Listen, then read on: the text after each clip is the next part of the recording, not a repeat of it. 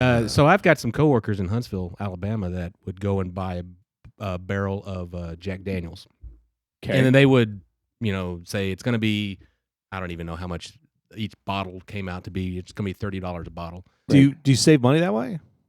You know what? That's a good question. I want to say it wasn't very much of a cost savings to do it that way.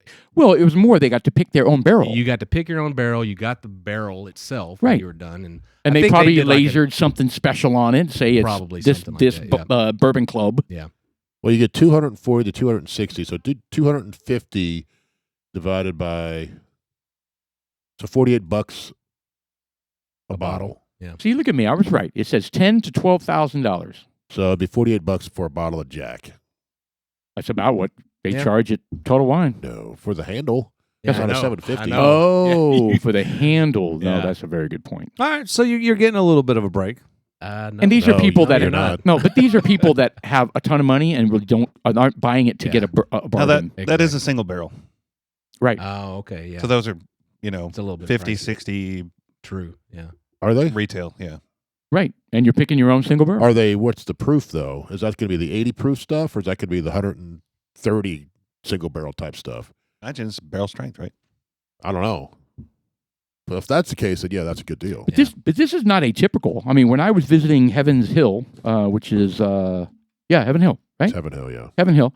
They were talking about how when we were going through the Rick House, bourbon clubs all the time, or like any club, any guy's club. It's like YMCA club. I mean, we could do it at 1845. That the latest email said that they had the Houston SWAT team. Right. Pick a barrel. Pick a barrel. And they're going to bottle it, and it says Houston SWAT. There's a few bottles to buy up there. Yeah. And I was chatting with some of the guys from that group, and they said, beforehand, you got to say how many cases you're good for, because because when they make the decision and they buy the barrel, no one else is getting in on this. Right. And so people would come home with like 4 boxes, and they were like, "Dude, I just want one bottle." And they're like, "Sorry, bro. Yeah. I mean, these are all mine." I mean, they were like, feudal lords over over their cases of yeah, it was crazy. Like, you can buy one from me, double the price. I think I would get sick of it. That's what I mean. That's a lot of bourbon. I do enjoy diversity when it comes to my whiskey selection. About the only time you'll ever hear me say diversity when that's something I like. Equity and inclusion. Yeah. You want all barrels to be included. It's just, I mean, can you imagine getting stuck with the same whiskey day in, day out? Well, if it's really good, who cares? Like a wife? No. Yeah.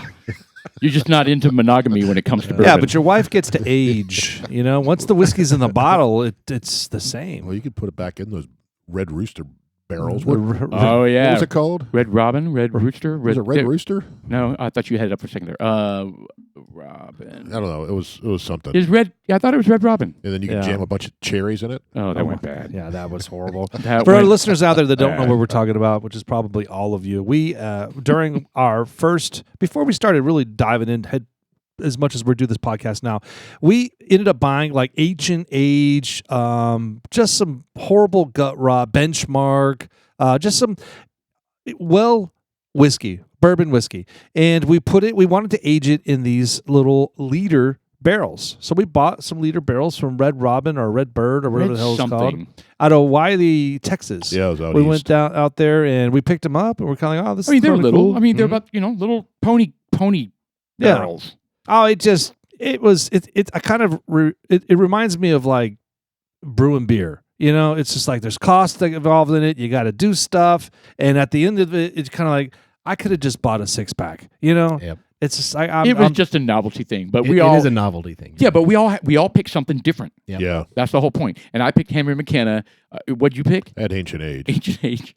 What did you have? You I remember? have no idea. You had Benchmark is what you got. Was Benchmark. And it was good for one shot, basically, for 6 weeks. Yeah, but for 6 weeks. But mine actually turned out hold on. You good. barreled it and nothing else? Did you add anything to it, or did Yes. you put it in the barrel? The first one, I don't think we did. Yeah. No, we did not. It was just regular, and it did have a lot of sawdust. The uncut, unfiltered taste. The inside of a uncleaned so they out weren't barrel. charred on the inside. Oh, yeah, it was charred. Was it? It was charred. Yeah, it was. Yeah, it but was you charred. still when you pour the little spout, you can see there's like sawdust kind of floating to the top. Right. Yeah, but I mean, the second one, uncut, unfiltered, baby. We ended up. I think Jeff, would you put vanilla beans in yours? I got some vanilla beans, like the big long vanilla beans, and I split them open and then I jammed them in there. And I don't think I put enough or something, but there was maybe a very slight hint, but there wasn't much of anything. And did you do that on the first pass? No, that was the second pass. I think. So we tried to run it through again after. Yeah, and Paul put like Marichani. How do you say it? Maraschino cherries. I did. The first one, the first jammed them in there. The first one worked out really well. I mean, it was just Henry McKenna that age, and I could tell a difference. It was smoother and darker, and it was cool. I was like, well, now I'm going to make myself a cherry bourbon. Yep. And I put like 2 in there, and I waited a week, and I was like, man, that's nothing. And I had been drinking, and that was a mistake. No, I was it's not so. And I was like, you know what? I'll just put the rest of the damn bottle in there. And I stuffed, I don't know how many I did, but I stuffed a whole bunch in there. And then the second pass, it was sludge. It was disgusting. Yeah. No, I think I did 4 things. It didn't go well. I did 2 or 3 bourbons, and I did a tequila as well. Oh, nice. Yeah, I remember that, and it was kind of cool because the first run, of course, the flavors get into the barrel, and then you did the tequila. And did you do vodka at the last one? I did a vodka as well. Yeah. All in the same barrel. All in the same barrel. So there was some transference of flavors in there. It was kind of interesting. But again, at the end of it, I'm just going to go to Total Wine and buy my stuff. I know. It is a novelty thing, though. My buddy did that, and he put in some port wine, just a little bit of port wine. Oh, nice. And it tasted phenomenal. And really? It was the same thing. It was like a benchmark or a cheaper whiskey. And it was a small little barrel. Small barrel. Yeah. And just a little bit of port wine, and I'm telling you, it turned out great. Interesting. Okay. Yeah. Let's try it again.